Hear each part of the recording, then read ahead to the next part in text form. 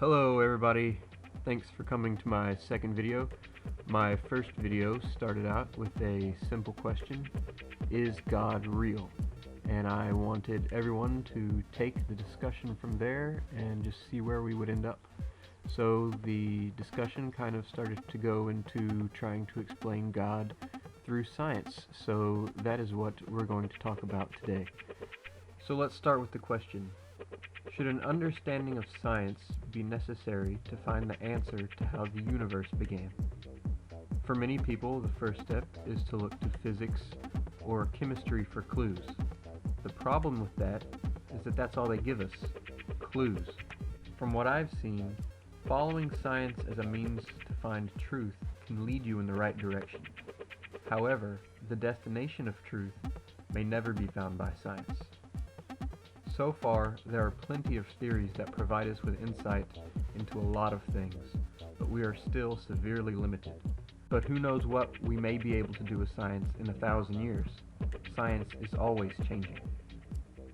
For others, the way to find truth is through religion. Much of the time, that means not looking into science. In most popular religions, the truth is already known. Mormons, Jews, Christians, Muslims, and others believe that they have the truth. So, of course, they do not believe that science is necessary to find truth. One issue is that most of these religions are resistant to change, while science is ever evolving. So, here we have two groups of people. One claims that we have a lot of understanding of the universe, but we don't know everything yet, while the other is generally sure that they have the answers. Oftentimes, the religious will have a conundrum that the scientist or atheist cannot solve, like, how can something come from nothing? So I'm going to post a link to a video I saw here that had an interesting puzzle for maybe an atheist to solve, and I don't have an answer to it. But one thing I don't like about the video or the author is that comments are pending approval, and that's okay. The problem is that the only comments that are approved are ones that agree with the video. And to me, that is really limiting discussion and censoring people who have different points of view, and I don't really like that. So if you would like to say something maybe that wouldn't be approved by the author of this video, feel free to say it here. As far as I've seen, science can explain this to an extent, but not completely. You may read this blog and then ask, but where did the metal plates come from?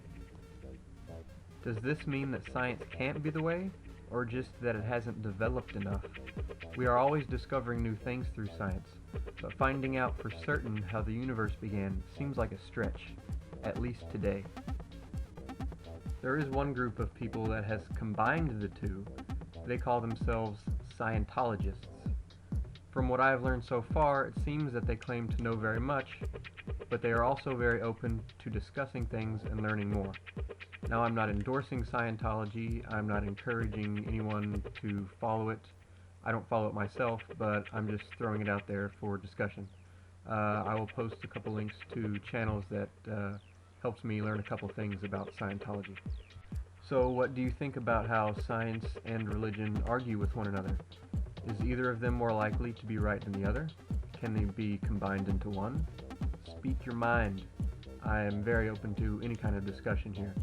So feel free to discuss completely separate beliefs or religions, ones that I haven't mentioned today.